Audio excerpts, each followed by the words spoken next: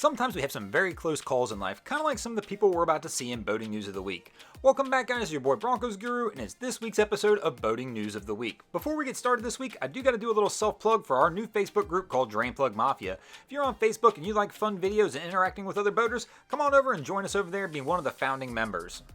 Our first story that hit the news this week was a group of boaters that were glad they had their cooler with them. This is about 12 miles off the coast of Hudson Beach in the Gulf of Mexico, where these boaters were out and all of a sudden came across a capsized boat.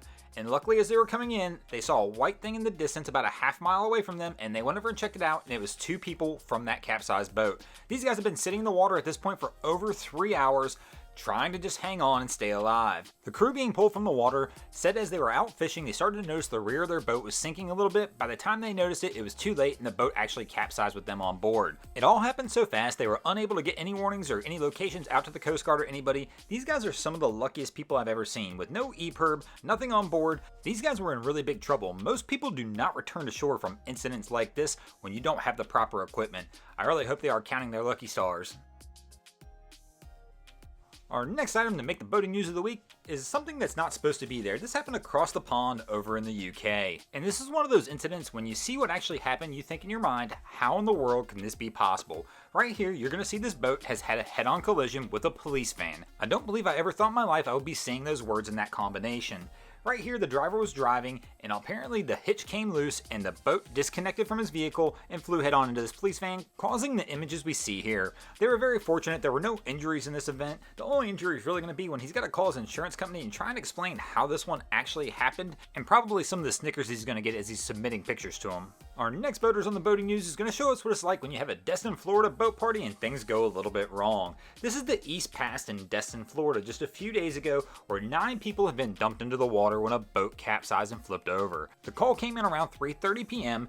and rescue teams were quickly dispatched. They were able to rescue all 9 boaters out of the water. Many of them were clinging to the pipe you see in the background where they're doing some dredging down there in Destin, Florida, and this really helped them kind of get out of the water. Here you can see the boat that's actually capsized. They're still trying to figure out the actual cause of this. They haven't listed one yet at this time, but I am wondering if they were missing a drain plug. It was definitely a busy weekend in Destin, Florida. There were many people out on the water, kind of like these boaters here. The unique part about these boaters though, this is their 3rd rescue of the day. This one didn't make mainstream news maybe, but right here I thought it interesting enough to go ahead and plug it. These guys were out on their boat, anchored up at Crab Island, when all of a sudden a gentleman was floating by them due to the high current that could not swim. One of their members of their crew dove into the water with a rescue float and saved this man's life. But unfortunately, the current was pulling so hard, once they gave them that rescue float, their crew member had to be saved as well. But this is their 3rd save. These guys were out paddleboarding and ran out of steam, and the current was carrying them out to sea when they went ahead and rescued them as well.